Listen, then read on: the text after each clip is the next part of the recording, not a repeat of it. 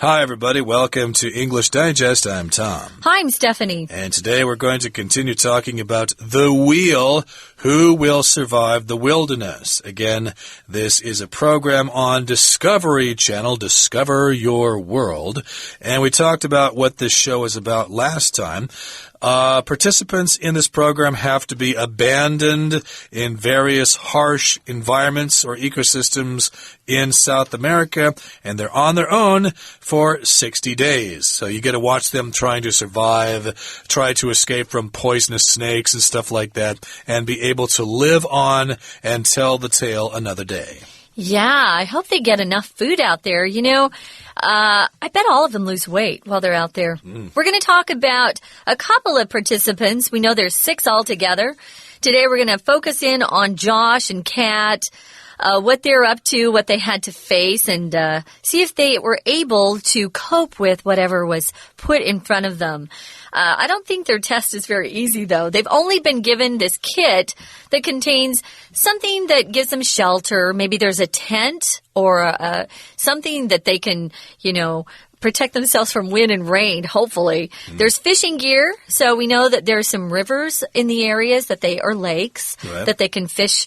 Basic tools, cooking supplies, something that helps them start fires, because if they want to eat, they probably want to cook something first, especially if they have to. I don't know. I don't want to eat a raw fish that I fished out of the river. You know. Well, if you're hungry enough, you might. Oh, I guess so. You're right. And they also have 3 days worth of emergency food rations. I'm sure with that, the food rations, they don't want to touch them unless they absolutely have to. Okay, everybody. So let's find out what this is all about. Let's read through the entire content of our lesson right now.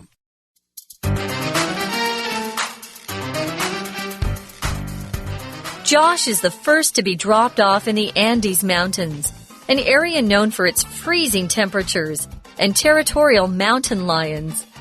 He's hoping the outdoor skills he picked up as a child will give him an extra edge.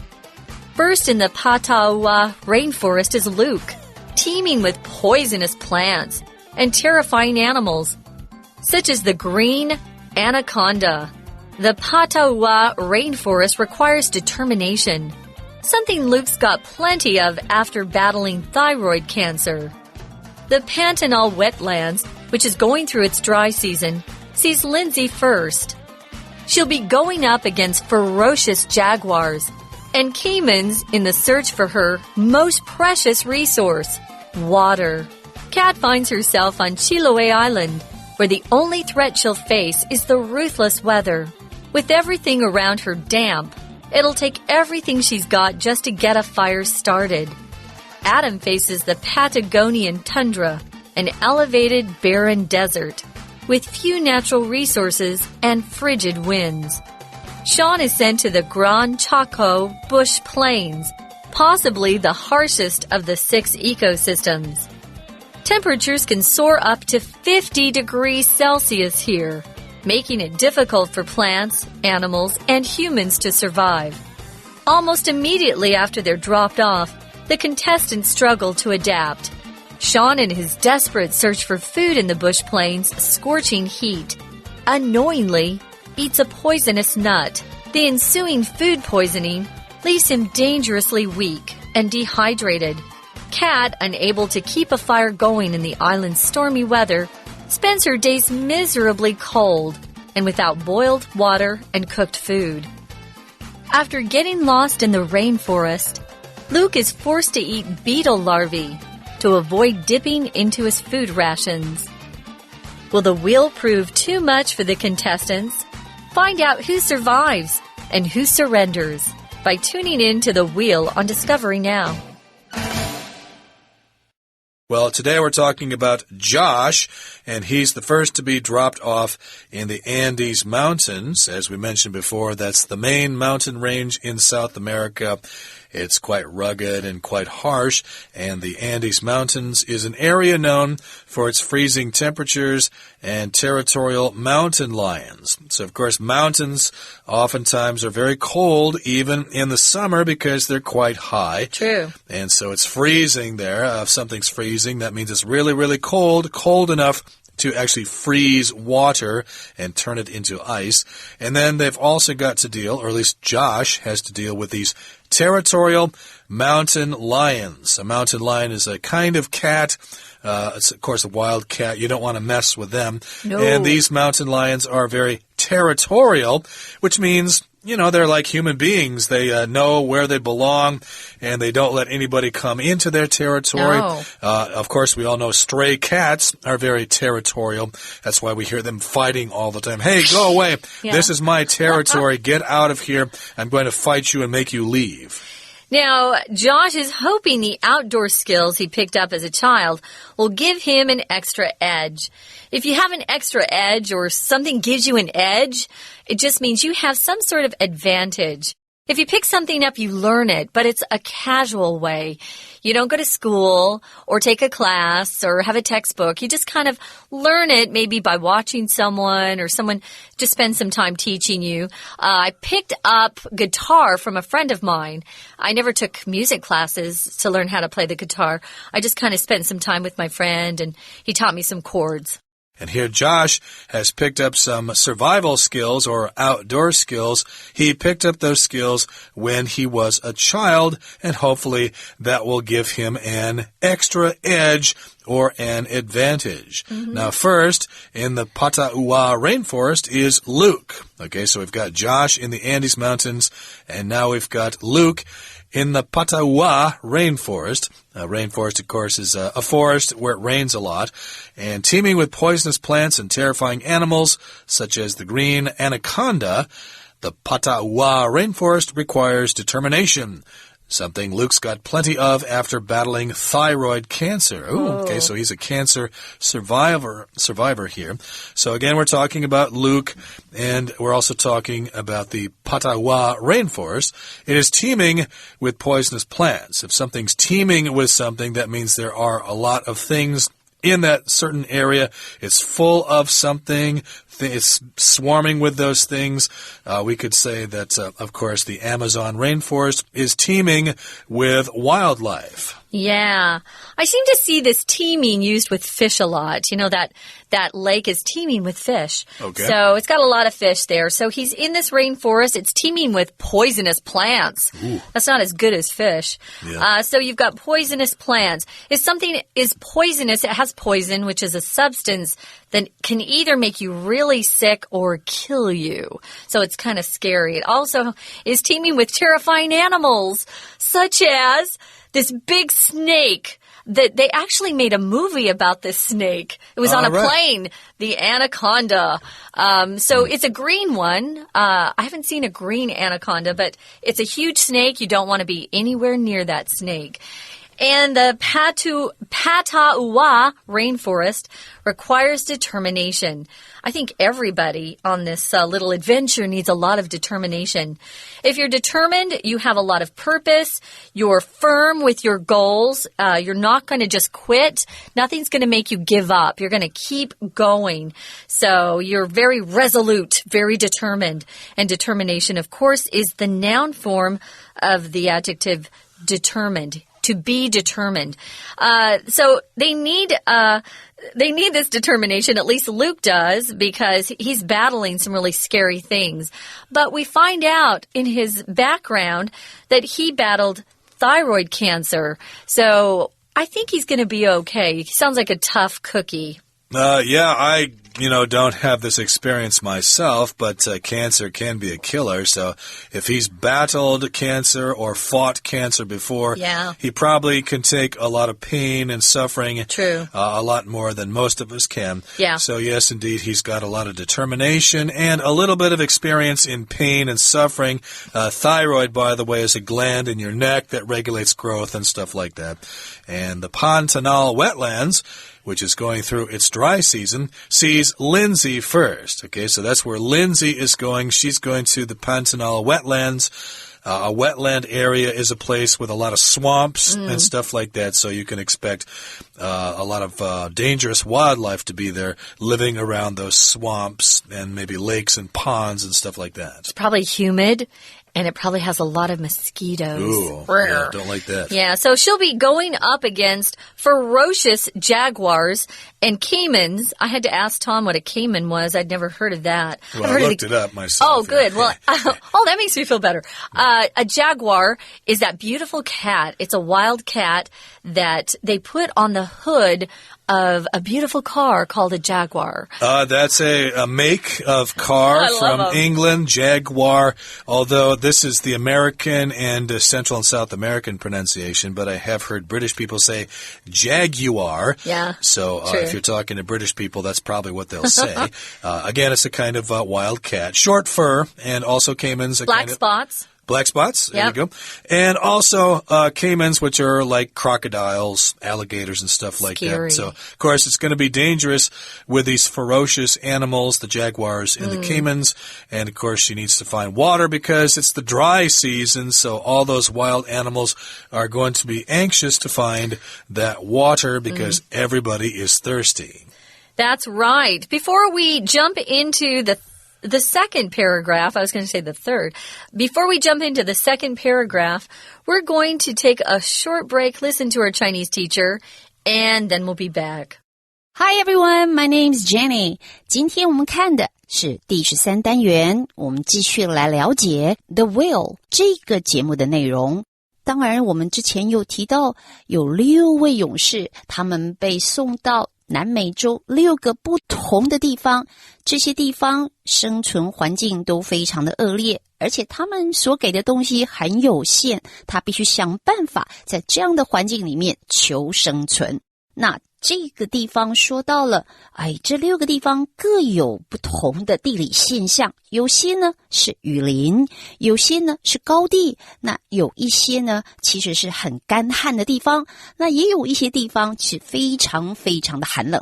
第一个提到的是 look， 那这句话呢，我们也注意到它也是一个倒装的句型，因为其实主词就是 look， 但是呢，他把地点摆前面了。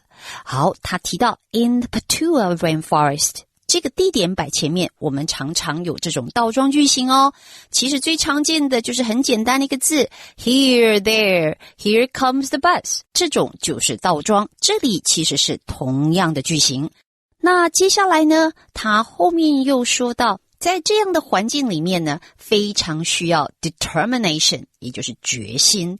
那说到决心啊，他后面呢逗点接着讲 something luck has got plenty of， 这个其实整个是一个同位语，而他说到他曾经对抗甲状腺癌，所以有很多的决心。注意到咯，同位语放在名词后面，等于是在解释它更多的内容，让你更清楚。接下来呢，当然还有别人，像 Lindsay 碰到的挑战就不一样了。他呢在这里要找水的时候，他要碰到美洲豹、凯门鳄，想想一个女孩子真的不容易。We're going to take a quick break. Stay tuned. We'll be right back.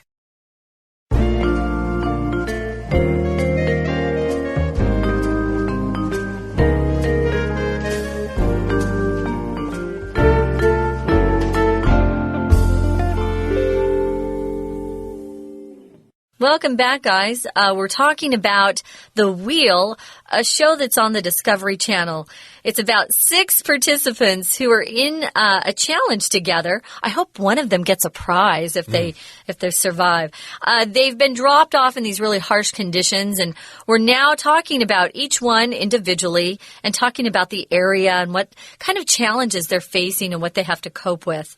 So when we left you, we had just finished talking about Luke, who is he's in the Pantanal wetlands. Okay. And Lindsay is actually there, not Luke. Don't listen to me. Lindsay's in the Pantanal wetlands. But let's move on to talk about Kat.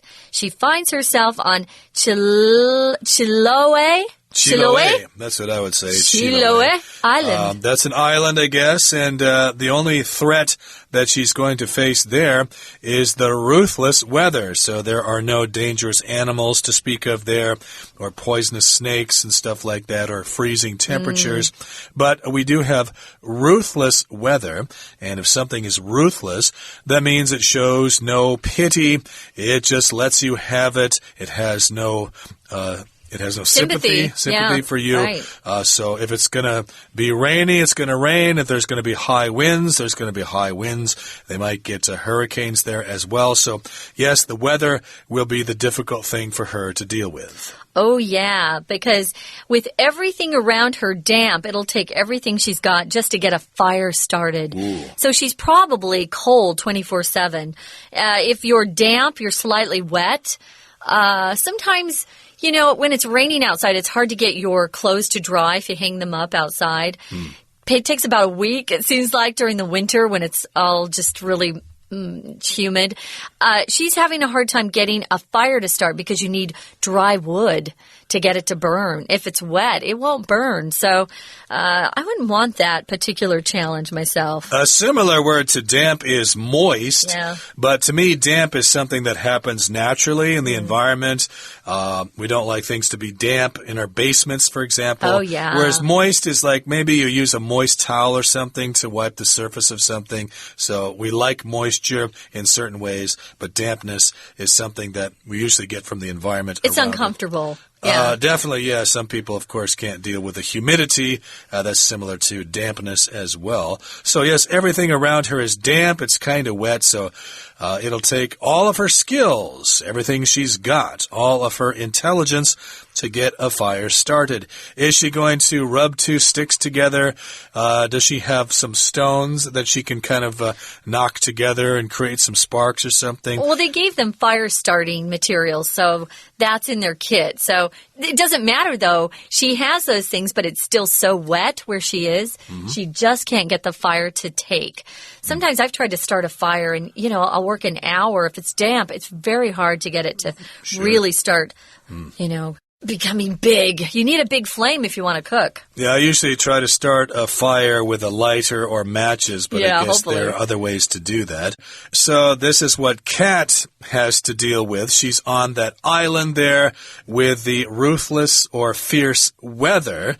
Well, let's talk about what Adam has to deal with. He faces the Patagonian tundra, which is an elevated, barren desert with few natural resources and frigid winds. Patagonia is an area of South America that is way down there toward the south there. Actually, Argentina and Chile extend way the heck down there. And the tundra, of course, usually refers to an area that is cold year-round and the ground is really hard. No trees. No trees. Yeah. Like the Canadian tundra in northern Canada, the Russian tundra, etc. And, of course, in the southern part of the world, you've got the Patagonian tundra. And, again, it's elevated, which means it's pretty high in the mountains there. Yeah. And it's barren, too. So if something's barren, that means there aren't any plants growing there, or at least very few plants. Like a desert is a very barren place. And it also has few natural resources, not really water. And also it's got these frigid winds. Frigid just means really, really cold. Oh, yeah. Now, our next guy is Sean. I thought it was a girl when I read the article. So, Me too. Sean is a guy. Okay. It can be a girl or a guy's name. So, this is a guy. And he's sent to the Grand Chaco bush plains, possibly the harshest of all of these. So he's in the worst place, it sounds like right now. But as you know, they all have to rotate. So they'll all be experiencing all of the areas, and they're all nasty. So temperatures there. Oh, this sounds like my kind of place, Tom. Really? Temperatures can soar up to 50 degrees Celsius here. I grew up in a desert, and it routinely gets it to 45, so it's hot. Soar up is a verb phrase we use when something rises very high in the air. Birds soar up in the air. The temperatures are soaring up to 50 degrees Celsius. Man, that's so hot, you just don't want to move. Yeah, I often see the crested serpent eagle soaring up in the air. That's the daguanzhou in Chinese, the crested serpent eagle. It soars quite high in the sky, but here the temperatures go way, way up to 50 degrees Celsius. That's pretty hot. And of course, that makes it difficult for plants, animals, and humans to survive, as you might expect. So, yes, how the heck is Sean going to survive in those bush plains, which is basically an area that is flat with very little vegetation? Yeah, that's true. So in the next paragraph, it starts out saying almost immediately after they're dropped off, the contestants, which means those participants, are competing in a contest. So they're called contestants. It sounds like they do give a prize. They struggle to adapt. If you adapt, it means you modify or change something you do or the way you are so that you suit your situation a lot better. You get along with the environment you're in. Here, I've had to adapt to lots of different smells I'm not used to. I wasn't used to soy sauce when I got here, but I love it now. So Sean, in his desperate search for food in the bush plains, scorching heat, it's hard to grow plants when it's that hot. Unknowingly, he didn't know he was doing it. He eats a poisonous nut. Oh my gosh, who would want food poisoning out there? If you're desperate, you want something so bad, you'll do just about anything to get it. So it's something you're willing to do whatever you need to because you're desperate. So you're pretty hopeless. Exactly. Maybe you're running out of money and you need to borrow some money from your uncle. You can say, "Oh, Uncle Joe, I'm desperate. I need money. If I can't pay my rent, they'll kick me out and I'll have to go live under a bridge. I'm desperate. Please lend me some money." So here, of course, he's desperate for food. He's starving. He hasn't had a bite to eat in a long time. And also, there's the scorching heat. To scorch means to burn. So unknowingly, he eats a poisonous nut. Unknowingly means he didn't know he was doing it. I guess maybe he thought it was okay or something. Maybe he had done some research. Probably. Yeah. He did some research about plants that you can eat in this part of the world, but this one somehow got into his tummy and he suffered from food poisoning. Yeah, it's so miserable. It's hard to have food poisoning when you're home near your bathroom and your toilet. But if you're out in the wilderness, I cannot imagine how awful that would be. So the ensuing food poisoning leaves him dangerously weak and dehydrated, which happens if you get food poisoning. Ensuing just means that something that happens or occurs after. This is the result. So the resulting food poisoning leaves him weak and dehydrated. If you're dehydrated, guys, you haven't had enough water, so your body is just really needing water, and things start shutting down in your body if you don't get enough water. So you don't ever want to be dehydrated, but it often happens when you get the flu and you're throwing up a lot or you have diarrhea, you get dehydrated. Okay, back to Kat. Again, she's on Chiloé Island, and she's unable to keep a fire going in the island's stormy weather. It's raining too much. The wind is blowing too much. You can't really build fires in conditions like that. So she spends her days miserably cold and without boiled water and cooked food. Miserable means you're really sad and suffering. This is an adverb. She is miserably cold, really cold, and she's sad. Oh, yeah. So after getting lost in the rainforest, Luke is forced to eat a bug. And he has to do this, or he does it, to avoid dipping into his food rations. When we say dipping into something, here it means he's trying to avoid using the food rations because they're precious. Sometimes you have to dip into your savings account to pay some of your bills to make ends meet, but you'd rather not. You'd rather not. So here in the last paragraph it says, will the wheel prove too much for the contestants? Find out who survives and who surrenders by tuning into the wheel on Discovery Now. So yes, will they survive? Will it be too much for them? Will they reach their breaking point? Or will they survive and will the other ones surrender? That means to give up, basically. So we're not going to tell you. You're going to have to tune in yourself. So watch this program and watch how these people survive, and you might learn some skills yourself. Okay, it's time now to listen to our Chinese teacher.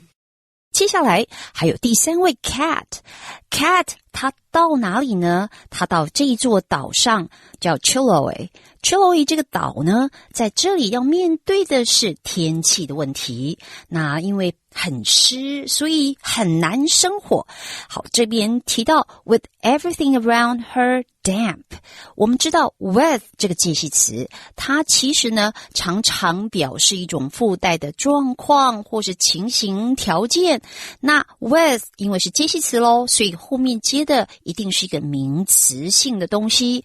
那有时候在名词后面，它后面加一个补语，所以就形成了 with 加受词，受词后面加补语这样子的一个句构。那像这里呢，他就看到了 everything around her 这个名词后头的 damp 其实就是补语的形容词。那说起来就是说他旁边周遭的一切都是潮湿的，而在这样子的条件之下生活不容易。生活Get a fire started。 好，我们这里也稍微注意一下，因为 get 这个动词它其实呢往往在后面可能就会接另外一个动作，而这个动作呢它如果是主动语态，它就是加 to verb， 可是如果是被动就会用 PP 过去分词。像这边 get started 就是一个很明显的 PP， 表示启动。那接下来呢还有 Adam 还有 Sean。 那提到 Sean， 他说他在这个地方他可能是6个人当中里面碰到最大的挑战的一位，因为这边的气温呢可以突然之间就升到了摄氏50度。好，这样子的条件怎么样呢？后面写到 making it difficult for plants, animals and humans to survive。这句话注意一下，我们知道当然这整个片语是一个分词片语，用来修饰说它这个情况是多么的严酷，但是句构本身有一个 IT， 我们知道 IT 它呢如果放在 make 的后面，它可能就是一个虚受词，因为我们知道这个受词在这里是一个 IT 虚受词，怎么说？它取代后面接的动作或状态，像这里就是指 to survive， 让你要存活下来非常的困难。好，继续下面一段。当然说到这6位参赛者，他们呢在这些严酷的条件之下都很有可能生病受伤，甚至于面临生存的危机。好，有一个例子就是其中一个参赛者，他因为吃错了东西，吃到有毒的食物，结果让他没有办法，他等于是中毒虚弱而很脱水了。这个 leave 注意到，我们知道 leave 它让什么事情留在什么样的状态之下，这里 leaves him dangerously weak and dehydrated 其实也是一个动词后面受词，受词再接补语的一个句构。好，我们知道这边的补语就是 weak 还有 dehydrated 这样子的情形。好，那我们知道有谁能生存下来，大家就要看节目咯。好，收看什么节目？在最后这句话里面说到 tune into， 请大家收看 Discovery 频道上的挑战求生轮盘。 OK， 我们下次见。That's it, guys. We've finished talking about the wheel. We hope you get a chance to tune in and watch the Discovery show called The Wheel. You want to see the wheel. You want to see who's going to survive, don't you? I kind of do. Me too. Yeah, see who you're rooting for and who has the worst situation. We're really glad you joined us. We hope you'll come back soon. For English Digest, I'm Stephanie. And I'm Tom. Goodbye. See ya!